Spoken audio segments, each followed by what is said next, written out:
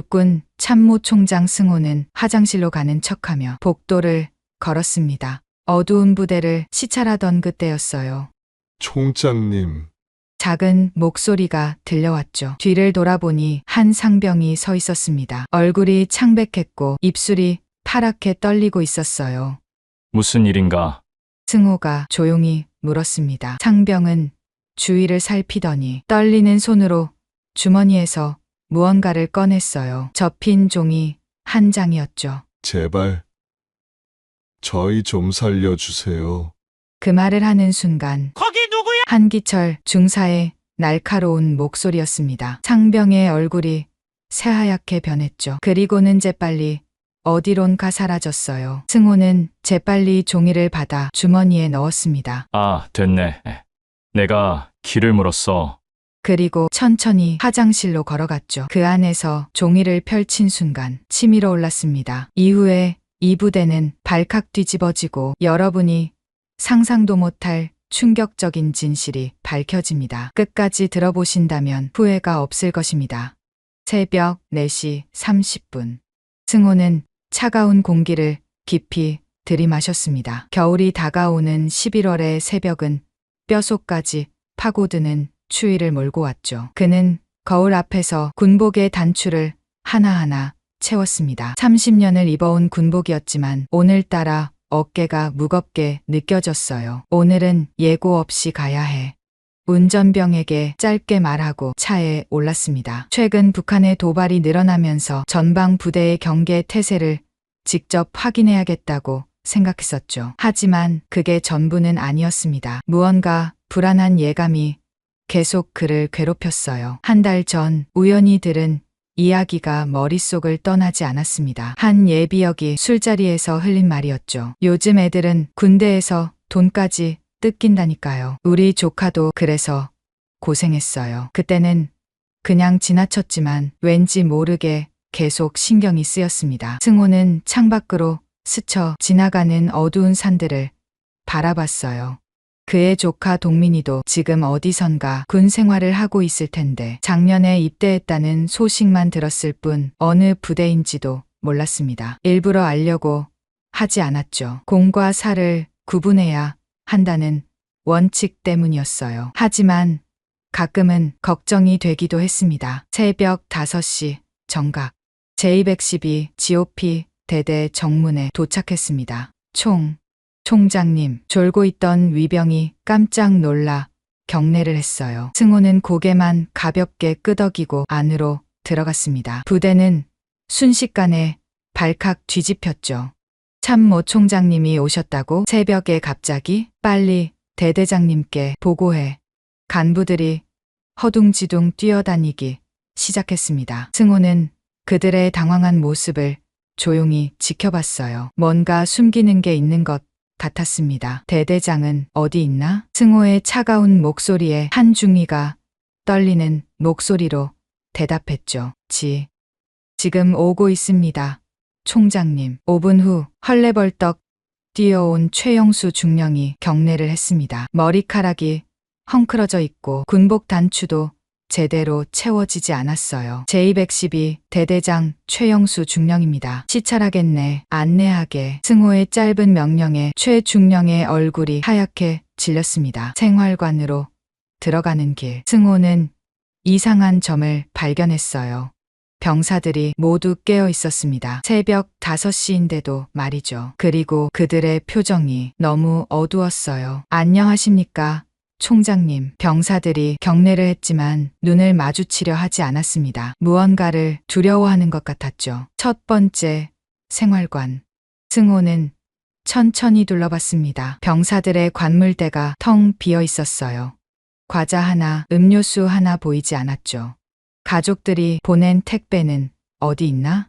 승호가 물었습니다. 한 이등병이 떨리는 손으로 구석을 가리켰어요. 거기엔 택배 상자들이 쌓여 있었는데 대부분 비어 있었습니다. 순간 승호의 눈빛이 차갑게 변했어요. 화장실이 어디인가? 저쪽입니다.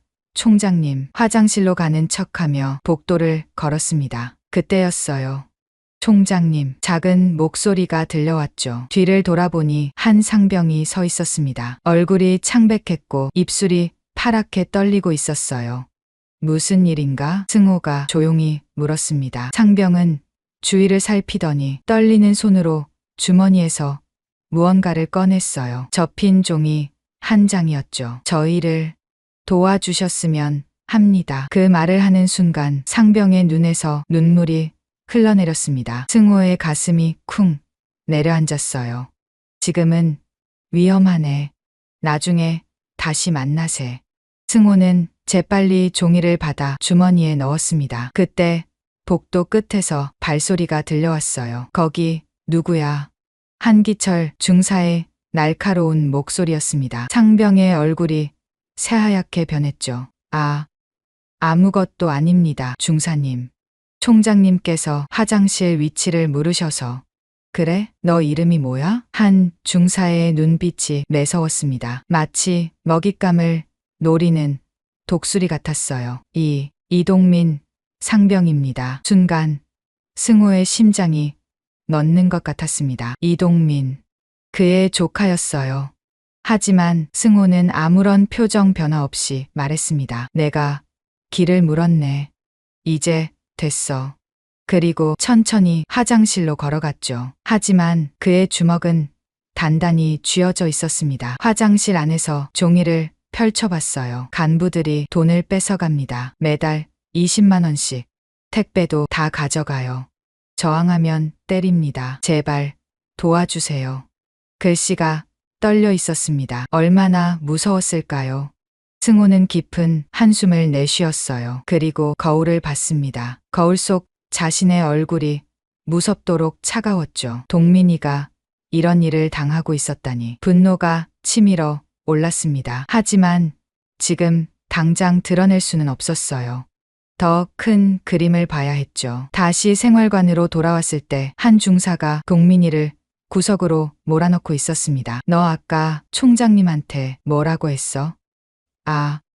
아무 말도 안 했습니다. 거짓말하지 마. 한 중사의 손이 올라갔습니다. 때리려는 거였죠. 중사. 승호의 낮은 목소리가 울려 퍼졌어요. 한 중사가 깜짝 놀라 돌아봤습니다. 예, 총장님. 병사교육은 나중에 하게. 지금은 내가 시찰 중이야. 알겠습니다. 한 중사가 물러났지만 그의 눈빛은 여전히 동민이를 향해 있었어요. 경고하는 눈빛이었죠. 승호는 시찰을 계속했습니다. 볼수록 심각했어요. 병사들의 침대 밑에는 아무것도 없었고 심지어 세면도구조차 부족했습니다. 간부들의 생활관은 어땠을까요? 과자며 음료수며 가득했죠. 대대장. 승호가 최중령을 불렀습니다. 예, 총장님. 병사들 복지가 이게 뭔가? 그게 요즘 보급이 원활하지 않아서. 거짓말이었습니다. 승호는 알고 있었어요. 보급은 정상적으로 이루어지고 있었죠. 다음 주에 다시 오겠네. 예? 다시 오신단 말씀입니까? 최중령의 목소리가 떨렸습니다. 그래, 문제 없겠지? 물론입니다. 승호는 부대를 나왔어요. 하지만 마음은 무거웠습니다.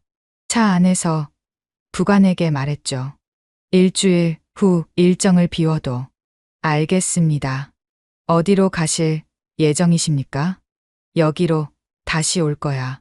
하지만 이번엔 혼자가 아니야. 승호는 주머니 속 종이를 만졌습니다. 동민이의 떨리는 글씨가 눈앞에 아른거렸어요. 조카야, 조금만 참아라. 삼촌이 반드시 구해주마. 하지만 그는 삼촌이 아니었습니다. 대한민국 육군 참모총장이었죠. 공과 사를 구분해야 했어요. 그래도 정의는 세워야 했습니다. 부대를 빠져나오면서 뒤를 돌아봤어요. 철조망 너머로 보이는 병사들의 모습이 마치 갇힌 새들 같았습니다. 승호는 결심했죠. 이 부조리를 뿌리째 뽑아버리겠다고. 설령 그것이 자신의 조카와 연결되어 있다 해도 아니 오히려 그렇기 때문에 더욱 공정하게 처리하겠다고 차는 어두운 새벽길을 달렸습니다. 동이 트기 시작했어요. 새로운 날이 밝아오고 있었죠. 하지만 제212 대대의 병사들에게는 여전히 어두운 밤이 계속되고 있었습니다. 승호는 휴대폰을 꺼냈어요. 나야, 지금 당장 믿을 만한 조사관들을 모아봐. 큰일이 있을 거야. 전화를 끊고 창밖을 봤습니다. 전쟁이 시작되려 하고 있었어요. 정의를 위한 전쟁이었죠. 사흘이 지났습니다. 승호는 민간 카페 구석 자리에 앉아 있었어요. 평상복 차림이었죠.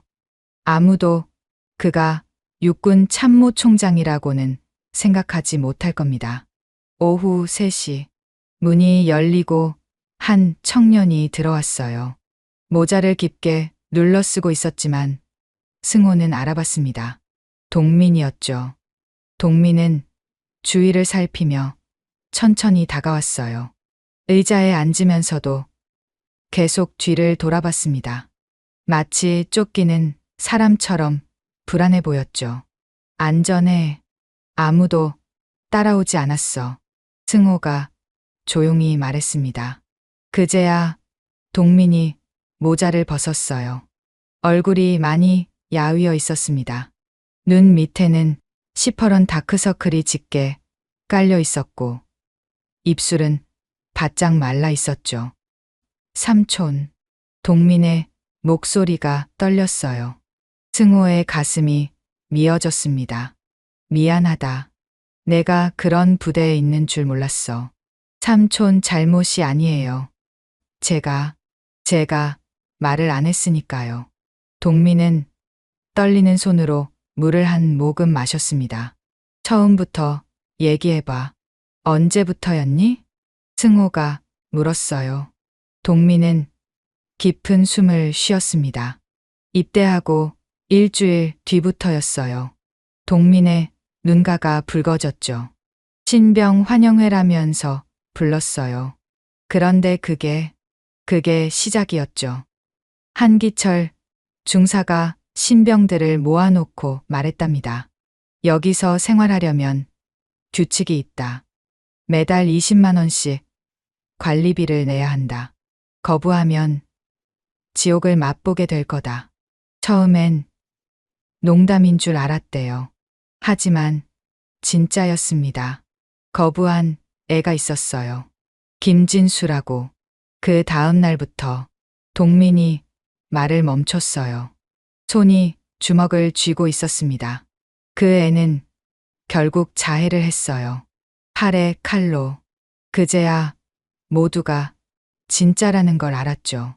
승호의 얼굴이 돌처럼 굳어졌습니다. 증거가 있니? 예. 우리끼리 모아뒀어요.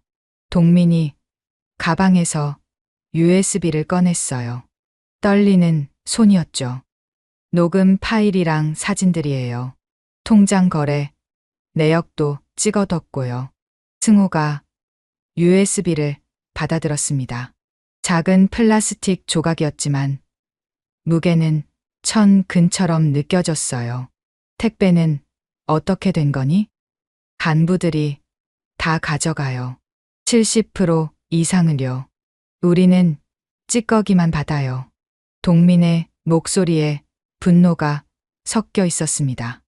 엄마가 보낸 과자도 속옷도 다 빼앗겼어요. 심지어 편지까지. 검열해요. 순간 동민의 눈에서 눈물이 떨어졌습니다. 엄마가 얼마나 정성스럽게 싸서 보냈을 텐데. 그걸 다 말을 잇지 못했어요. 승호는 조카의 떨리는 어깨를 봤습니다. 그 순간 카페 문이 열렸어요. 두 사람이 동시에 고개를 돌렸죠. 평범한 손님이었습니다. 하지만 동민은 바로 몸을 움츠렸어요. 본능적인 반응이었죠. 얼마나 무서웠니? 승호가 낮게 중얼거렸습니다. 다른 피해자들은 몇 명이야? 저까지 9명이에요. 다들 무서워서 말을 못해요. 동민이 종이를 꺼냈어요.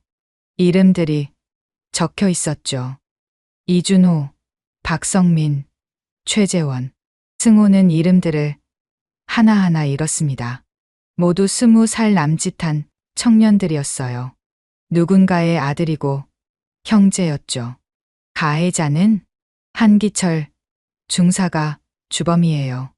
남진우 상사, 김태식 중사, 이정훈 하사. 이 4명이 조직적으로 움직여요. 동민이 설명했습니다. 한 중사는 3년째 이 짓을 하고 있어요. 전에 있던 선임들한테 들었는데 예전엔 더 심했대요. 대대장은 최영수, 중령은 알면서도 모른 척해요.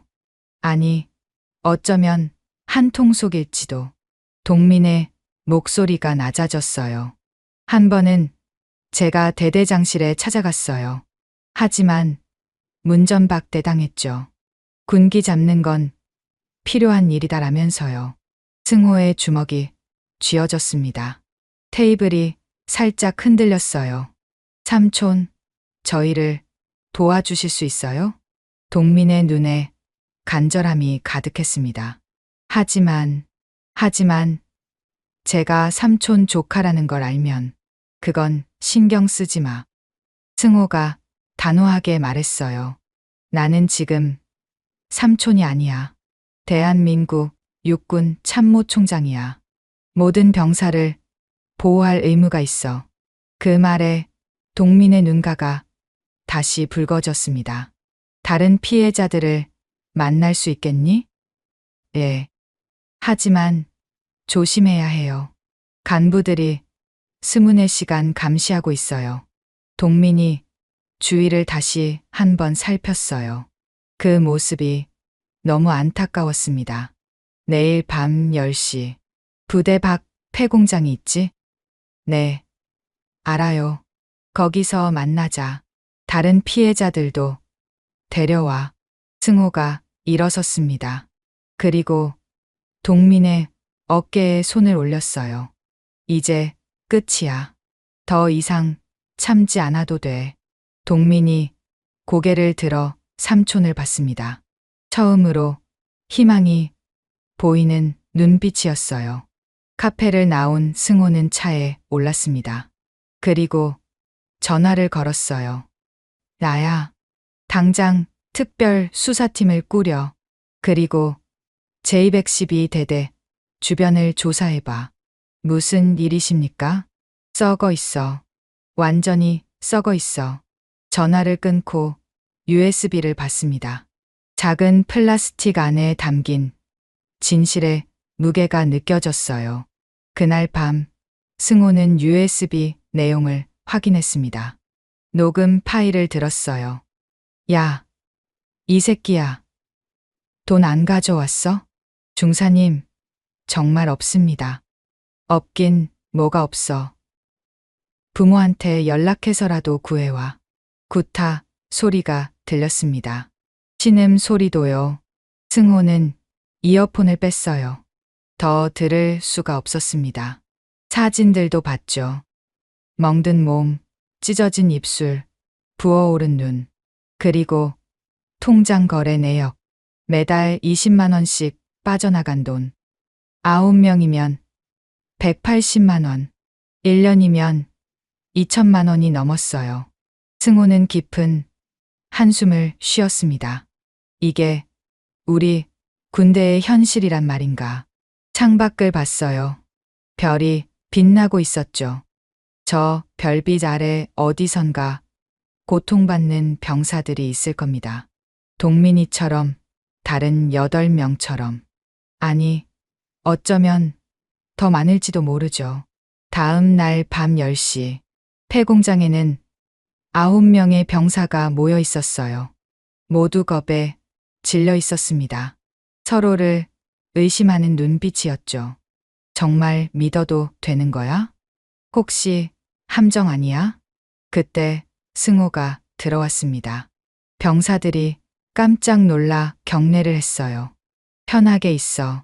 오늘은 군인이 아니라 한 사람의 어른으로 왔어. 승호가 말했습니다. 너희들의 이야기를 듣고 싶다. 한 명씩 이야기를 시작했어요. 저는 가족이 어려워서 군대라도 가서 돈을 아끼려고 했는데, 저는 당뇨가 있어서 약을 택배로 받아야 하는데 그것마저 빼앗겼어요. 외박을 가려면 5만 원을 더 내래요.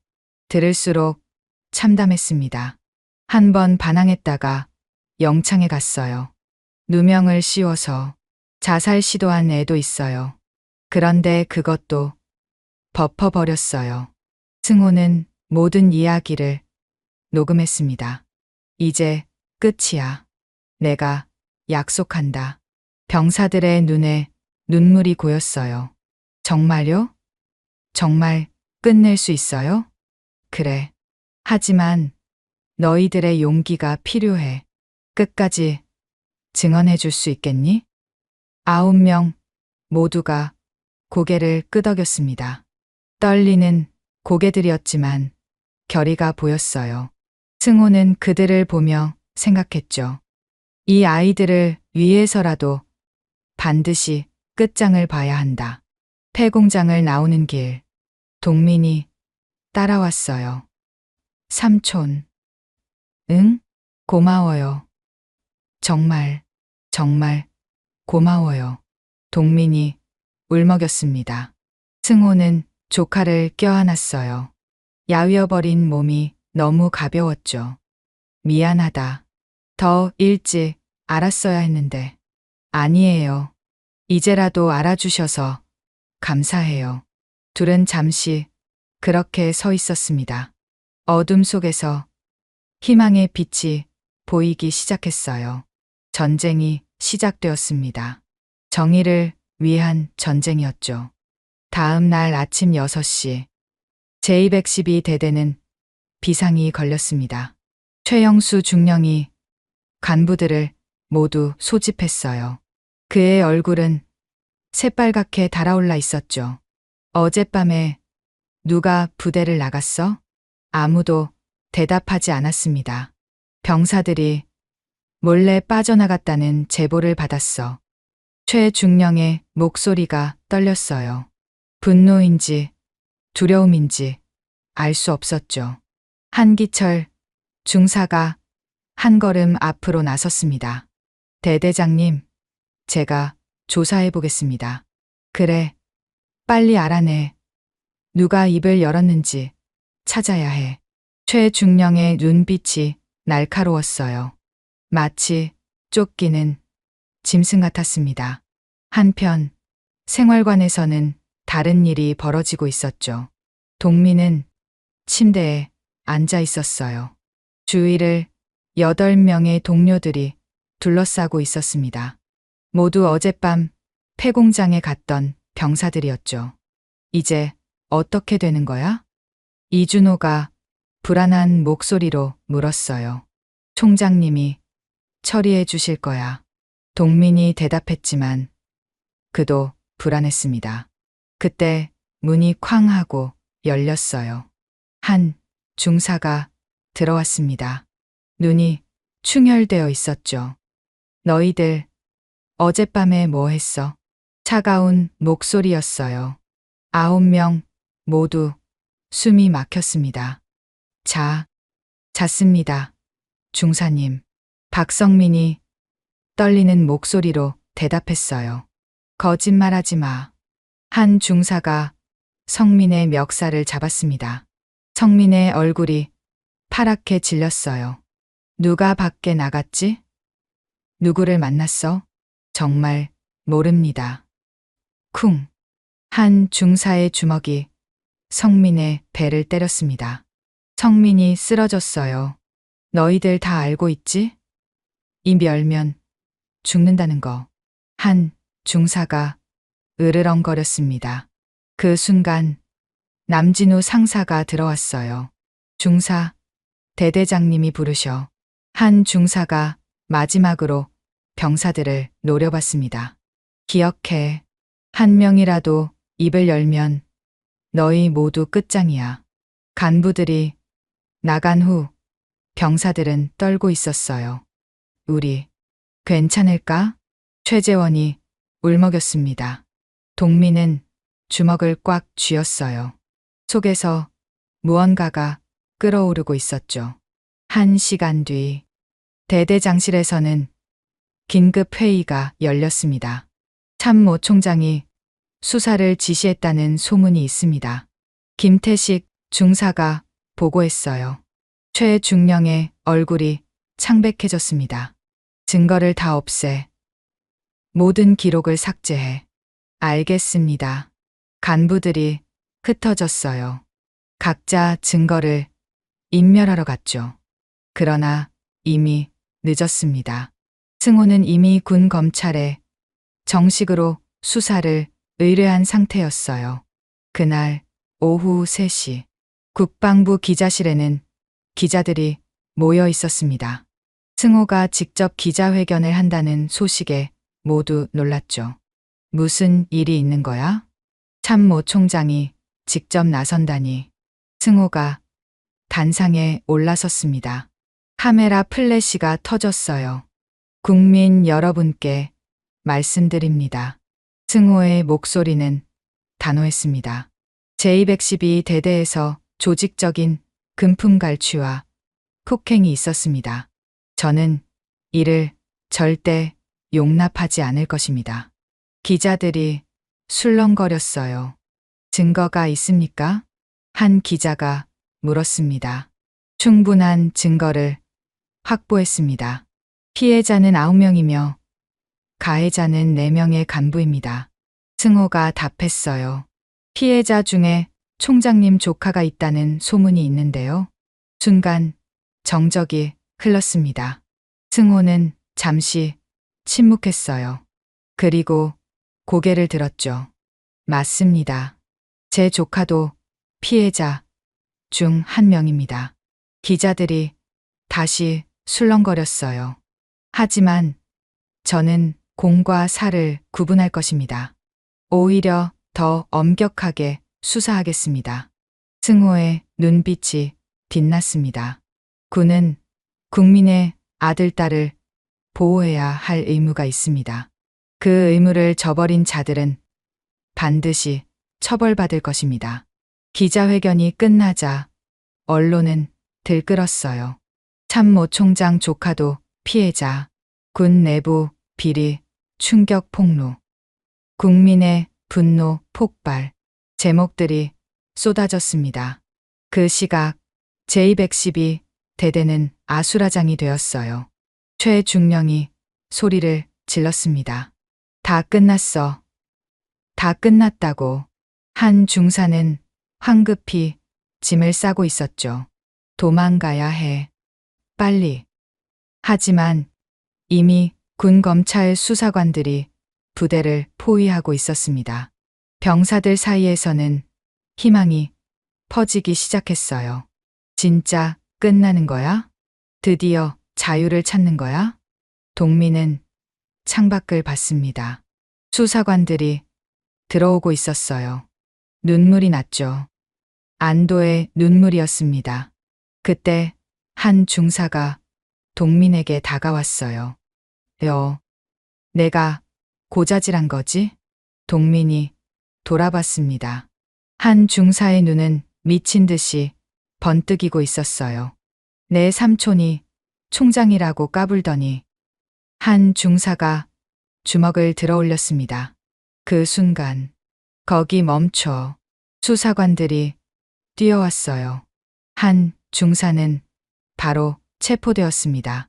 한기철 중사, 당신을 폭행 및 갈취 혐의로 체포합니다. 수갑이 채워졌어요. 한 중사는 끌려가면서도 동민을 노려봤죠. 너 때문이야. 다 너 때문이라고. 하지만 동민은 더 이상 두렵지 않았습니다. 정의가 이기고 있었으니까요. 그날 밤 피해자 가족들이 방송에 나왔어요. 우리 아들이 그런 일을 당하고 있었다니. 한 어머니가 울먹였습니다. 택배를 보낼 때마다 왜 이렇게 많이 보내냐고 했는데 다 빼앗기고 있었어요. 아버지들도 분노했어요. 나라를 지키러 간 아이들을 이렇게 대하다니. 여론은 완전히 폭발했습니다. 청와대에서도 움직였어요. 대통령께서 직접 관심을 갖고 계십니다. 국방부 장관이 긴급 회견을 열었죠. 전군에 걸쳐 유사 사례를 전수조사하겠습니다. 이제 멈출 수 없었어요. 개혁의 물결이 시작되었습니다. 승호는 집무실에서 동민에게 전화를 걸었어요. 괜찮니? 네, 삼촌. 이제 괜찮아요. 동민의 목소리가 밝아졌습니다. 고생했다. 삼촌이 더 고생하셨죠. 저 때문에. 아니야. 이건 꼭 해야 할 일이었어. 승호가 말했어요. 정의는 한 사람의 용기에서 시작된단다. 내가 그 시작이었어. 전화를 끊고 승호는 창밖을 봤습니다. 아직 갈 길이 멀었어요. 하지만 첫걸음은 뗐습니다. 그것으로 충분했죠. 수사 3일째 군 검찰 합동수사팀이 제212 대대를 완전히 봉쇄했습니다. 누구도 들어올 수 없었고 나갈 수도 없었죠. 수사팀장 김정우 대령이 브리핑을 시작했어요. 현재까지 파악된 피해자는 72명입니다. 승호의 눈이 크게 떠졌습니다. 72명이라고? 예. 처음 신고한 9명은 빙산의 일각이었습니다. 김 대령이 서류를 넘겼어요. 승호의 얼굴이 점점 굳어졌습니다. 전체 병사의 80%가 피해자였어요. 금액은 3년간 총 2억 3천만 원입니다. 순간 승호의 주먹이 테이블을 쳤습니다. 쿵. 커피잔이 흔들렸어요. 이게 군대란 말인가. 승호의 목소리가 떨렸습니다. 분노였죠. 30년 군 생활에서 느껴본 적 없는 분노였어요. 그 시각 취조실에서는 한기철 중사가 버티고 있었습니다. 이건 다 관행이었어요. 저만 한 게 아니라고요. 한 중사가 소리쳤어요. 다른 부대도 다 이래요. 왜 저만 잡아요? 수사관이 차갑게 말했습니다. 증거를 보시죠. 화면에 동영상이 떴어요. 한 중사가 병사를 때리는 장면이었죠. 이것도 관행입니까? 한 중사의 얼굴이 파랗게 질렸습니다. 이건 피해자가 몰래 찍은 겁니다. 당신이 돈 안 가져오면 죽인다고 협박하는 장면도 있죠.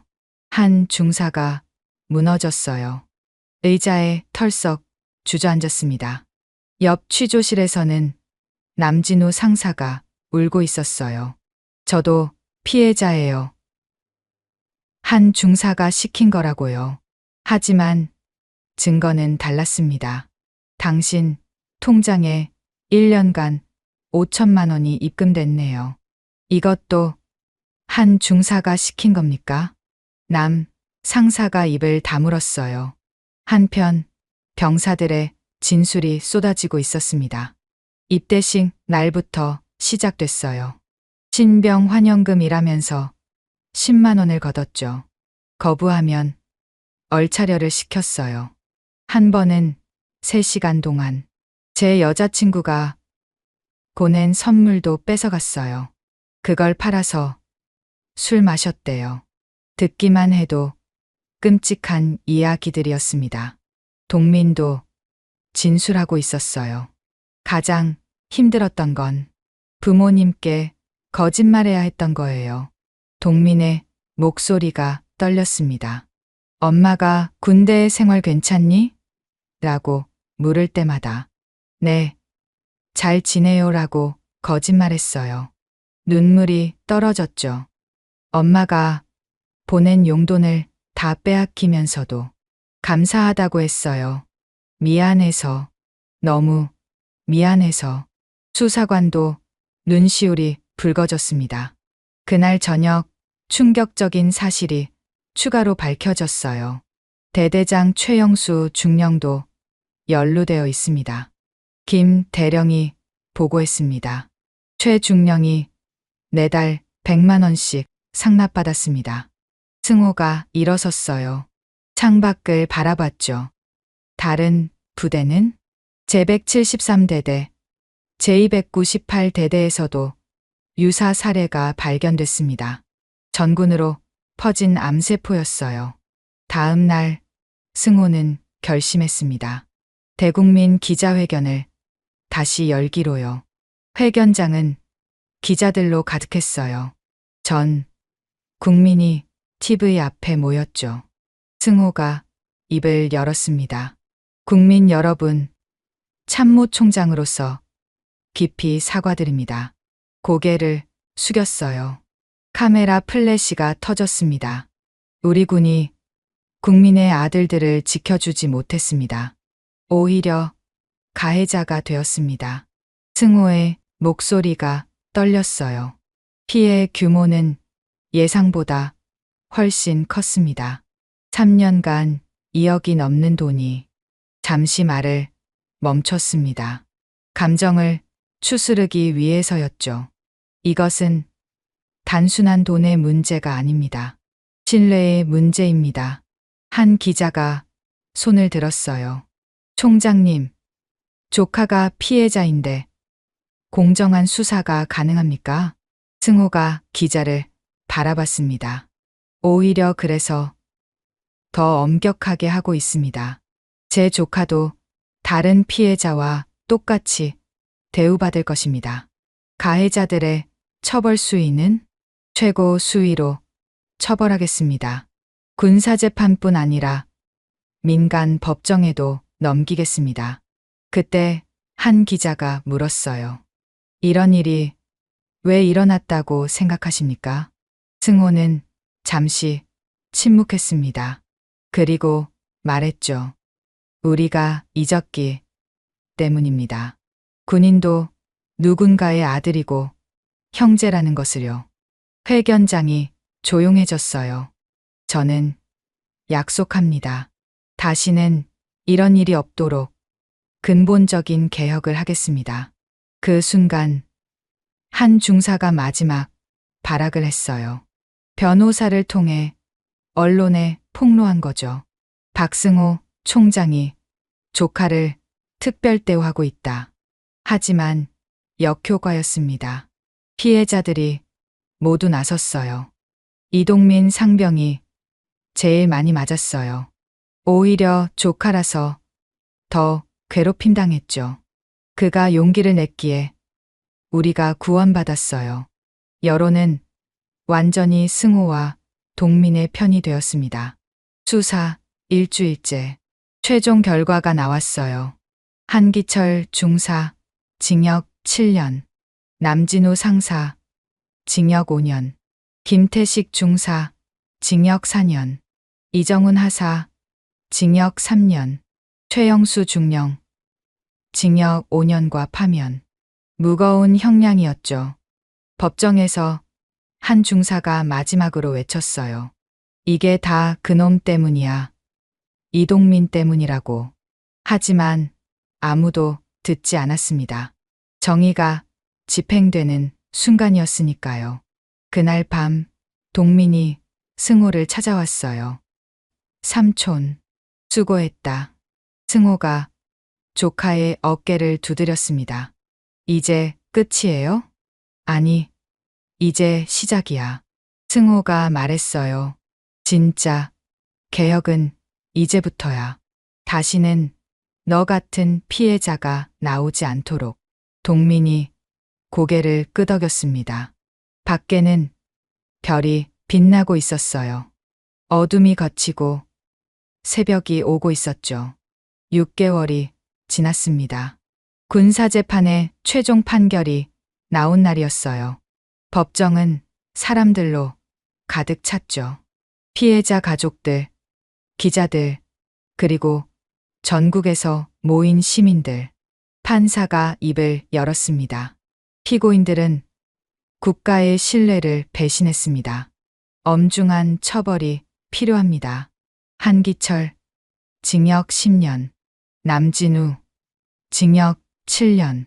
최영수, 징역 8년과 영구 파면. 처음 판결보다 더 무거워졌어요.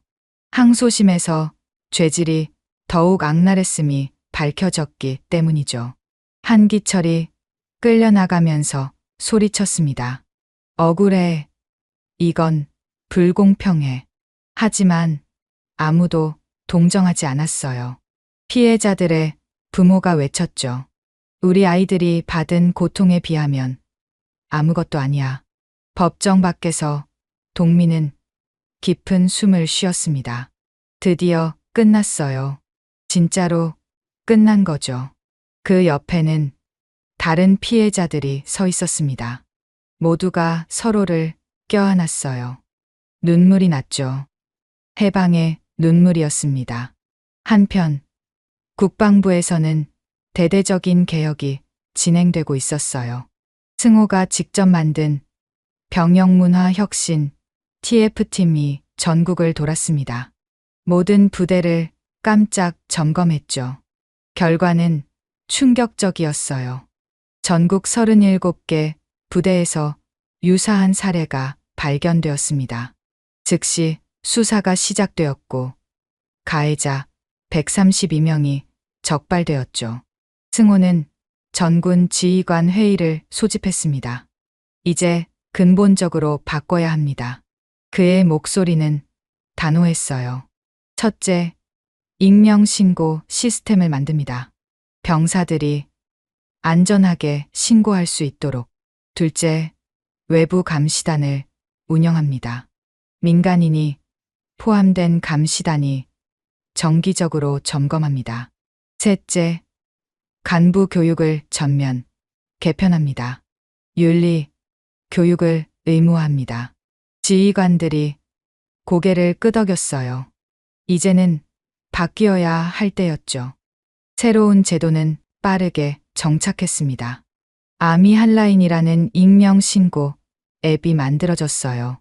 첫 달에만 500건의 신고가 들어왔죠. 모두 즉시 조사되었습니다.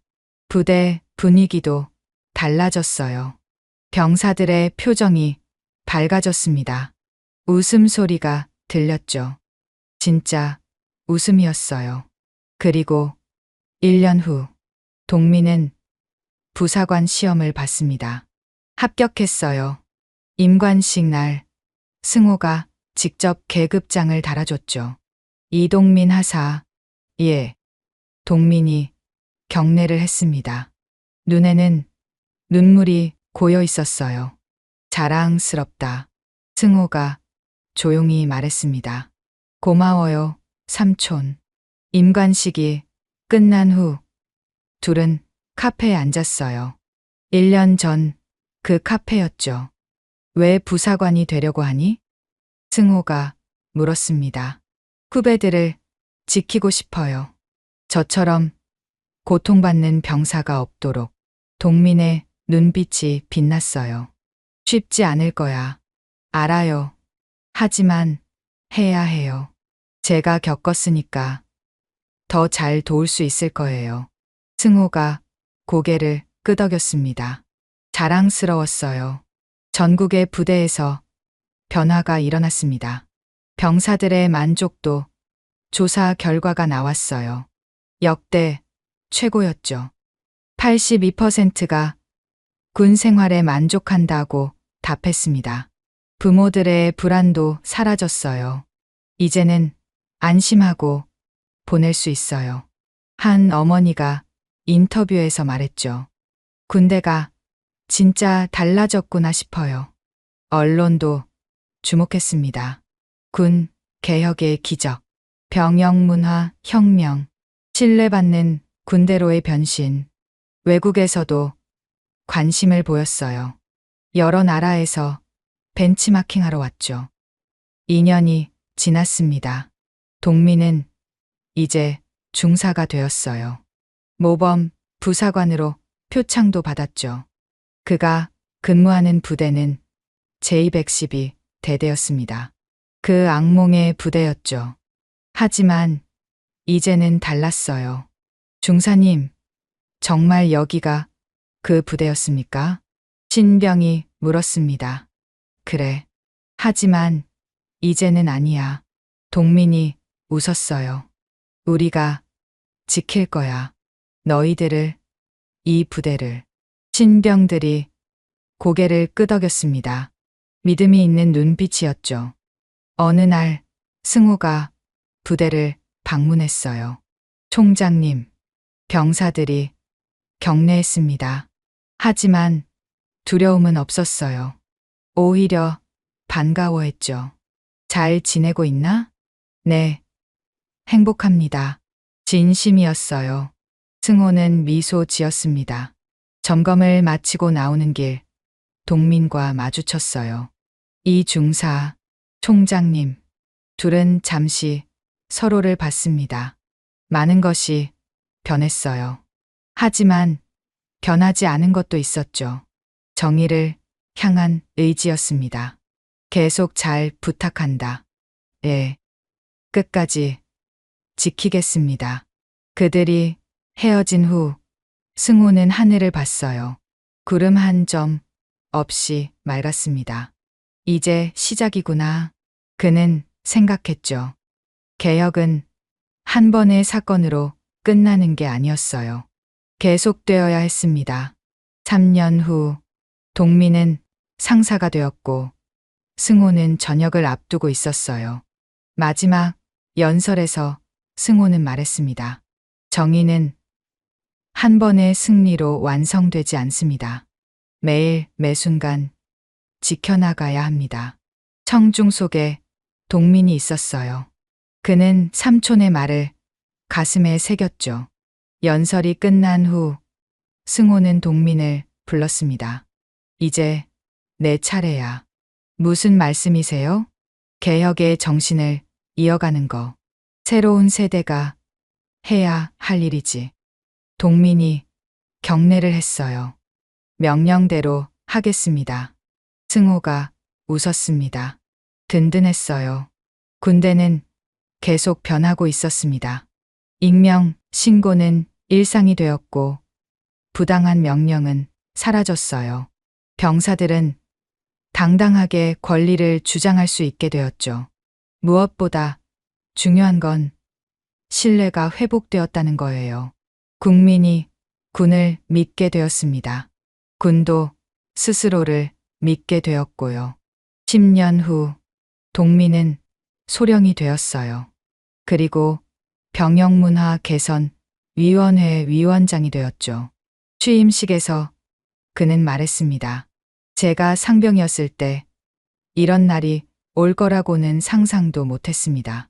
청중이 조용히 들었어요. 하지만 한 사람의 용기가 그리고 정의를 믿는 마음이 모든 것을 바꿨습니다. 그는 잠시 멈췄습니다. 객석에 앉은 승호를 봤어요. 이제 백발이 된 삼촌이 미소 짓고 있었죠. 우리는 계속 나아갈 것입니다. 모든 군인이 존중받는 그날까지. 박수가 터져 나왔어요. 길고 긴 여정이었습니다. 고통으로 시작해서 희망으로 끝났죠. 아니, 끝이 아니었어요. 새로운 시작이었습니다. 사연 잘 들으셨나요? 듣고 감동과 여운이 남으셨다면 구독과 좋아요, 그리고 알람 설정 한번 해주시면 오늘 하루 행복한 기운이 여러분과 함께 할 것입니다. 다음에 더 좋은 사연으로 찾아뵙겠습니다. 감사합니다.